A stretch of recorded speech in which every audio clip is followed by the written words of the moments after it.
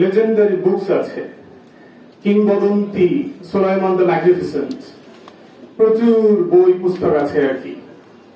ইউরোপের ঐতিহাসিকরা লিখেছেন যে জেনেসারিস ছিল তখন।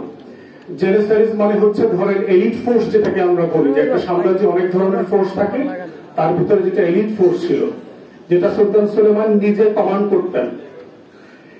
তো ইউরোপের ইতিহাসে লেখা হয়েছে বিভিন্ন জায়গাতে যে জেনিসারিসরা আসছে, এটা শুনলেই 1/3 of the armies would have left the battlefield. জেনিসারি আসতেছে আজকের যুদ্ধে, এটা শুনলে ইউরোপের 1/3 সোলজার ব্যাটলফিল্ড থেকে চলে যেত। তারা এত দুর্ধর্ষ ছিল। তো সেই সময়ে আপনার সুলাইমানিয়া মসজিদ যেটা আছে, সুলতান সুলেমানের সবচেয়ে গ্রান্ড মস্ক যেটা বলেন, জাতীয় মসজিদ, সেই মসজিদে একজন ইমাম নিয়োগ হবেন। তো ইমাম নিয়োগের জন্য এটা 1559-60 সালের কথা, একটা বিজ্ঞাপন দেওয়া হয়েছে।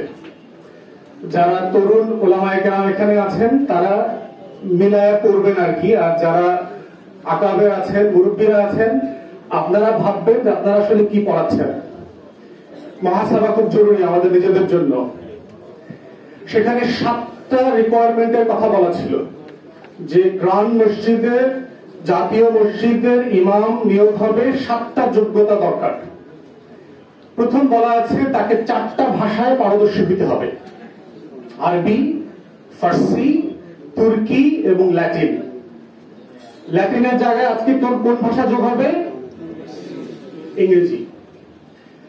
দ্বিতীয় যোগ্যতা বলা হয়েছে তিনি ইসলাম যেমন জানবেন, তিনি তুলনামূলক ধর্মতত্ত্ব জানবেন, মানে তিনি বাইবেল জানবেন, তোরা জানবেন, old testament, new testament, everything জানবেন। তিনি প্রত্যেক ধর্ম সম্পর্কে তার ধারণা থাকবে। তৃতীয় বলা হয়েছে যে ইসলামের শরিয়া এবং ফিক সম্পর্কে তার অগাধ নলেজ থাকবে এবং পৃথিবীতে মুসলিম বিশ্বে প্রচলিত প্রত্যেকটা মাযহাবের উপরে তাকে পণ্ডিত হতে হবে। তৃতীয় যোগ্যতা।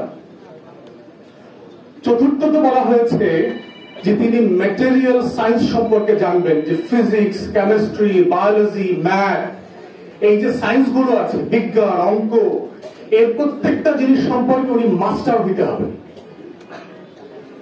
পঞ্চম যোগ্যতা বলা হয়েছে যে তিনি যুদ্ধবিদ্যা সম্পর্কে জানবেন, তিনি তীর চালাতে পারবেন, তিনি ঘোড়া সওয়ার করতে পারবেন, যুদ্ধের যে যত আইটেম থাকবে সেগুলো উনি জানবেন। ষষ্ঠত বলা হয়েছে তিনি দেখতে খুব স্মার্ট হতে হবে, পেটে ভুঁড়ি থাকতে পারবে না, মোটা হইতে পারবেন না, হ্যান্ডসাম হইতে হবে, একদম স্মার্ট হইতে হবে তাকে। এবং সপ্তম বলা হয়েছে তার কণ্ঠ অসাধারণ শ্রুতিমধুর হইতে হবে। এই হলো তার 7টা যোগ্যতা।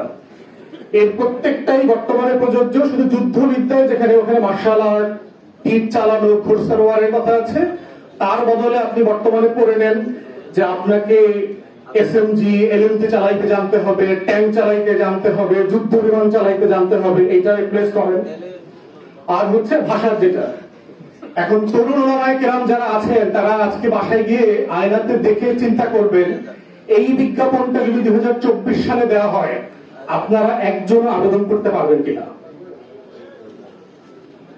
আপনাদেরকে ছোট করবার জন্য বলছি না। আমাদের মুসলমানদেরকে দেখবেন সারা দুনিয়াতে হট হেডেড বলে, গরম মাথার লোক বলে, মিট ইটার বলে, গোস্ত খায় বেশি, সব বলে আমাদেরকে। পশ্চিমারা ওরিয়েন্টালিস্টদের লেখা পড়েন, দেখবেন আমাদের সম্পর্কে এই ধরনের শব্দ তারা বলে। বলার কারণ আছে না? কি মনে করেন আপনাদের কাছে? আমিও তো ঠিক কথার ভিতরে যুক্তি খুঁজে পাই, আমিও তো সেই ইমাম খুঁজে পাই না। আল্লাহর মেহেরবানিতে মুসলিম বিশ্বে, অমুসলিম বিশ্বে অনেক দেশ আল্লাহ আমাকে ঘোরার সুযোগ দিয়েছে, আমি তো এই 7 যোগ্যতার আলেম খুঁজে পাইনি এখনো। আমার ওলামায়ে কেরামদের প্রতি আমার কোনো অশ্রদ্ধা নাই, আমি আপনাদেরকে ওয়ারাসাতুল আম্বিয়া মনে করি। কিন্তু বুঝতে হবে যে আল্লাহ তাআলা অযোগ্য ব্যক্তির হাতে নেতৃত্ব দেন না, পৃথিবী দেন নাই কখনো। সারা পৃথিবীর নেতৃত্ব উসমানীয়দের হাতে কেন দিয়েছেন, এই বিজ্ঞাপনটা আপনাদেরকে মাথায় নিতে হবে। শেষ করছে যে একটা রাষ্ট্র, একটা সমাজ থেকে শিক্ষা ব্যবস্থা আসলে কি চায়, সেটা হচ্ছে যে 3টা জিনিস অ্যাচিভ করতে চায় নাগরিকদের কাছ থেকে। একটা হচ্ছে যে সে কিছু জ্ঞান শিখাইতে চায়, তার সম্পর্কে, তার চারপাশ সম্পর্কে, তার সমাজ সম্পর্কে, তার ইতিহাস, তার সমসাময়িক দুনিয়া সম্পর্কে জানাইতে চায়। এটাকে আমরা বলি নলেজ পার্ট। দ্বিতীয়ত হচ্ছে একটা স্কিল পার্ট আছে, যে আমি কিছু কাজ জানি। আমি যে স্কুলে কলেজে মাদ্রাসায় পড়ছি, আমি নাপিতের কাজ জানি, আমি মিস্ত্রির কাজ জানি, আমি আইন পেশা জানি, আমি মসজিদ কমিটি ম্যানেজমেন্ট জানি, আমি কোনো না কোনো কাজ জানি, 4-5টা কাজ জানি। এটাকে বলে স্কিল পার্ট। থার্ড হচ্ছে শিক্ষা ব্যবস্থা চায় যে নৈতিক মূল্যবোধ, ভ্যালুস তৈরি হোক একটা সমাজে। কোনটা রাইট, কোনটা রং, কোনটা সত্য, কোনটা অসত্য, কোনটা ঠিক বেঠিকের একটা মানদণ্ড শেখানো হবে। এইটাই হচ্ছে যেটা আপনারা বারবার ইসলামী শিক্ষা ব্যবস্থার কথা বারবার বলছিলেন। প্রশ্ন হচ্ছে বিকল্প তৈরি করা দরকার। সরকারের সমালোচনা এনাফ না। প্রত্যেক ক্লাসে বই ধরে ধরে বিকল্প বই ইসলামের দৃষ্টিতে প্রকাশিত হওয়া দরকার। এটা এক্সাম্পল করা দরকার। সালাম আলাইকুম। এ পর্যায়ে বক্তব্য রাখবেন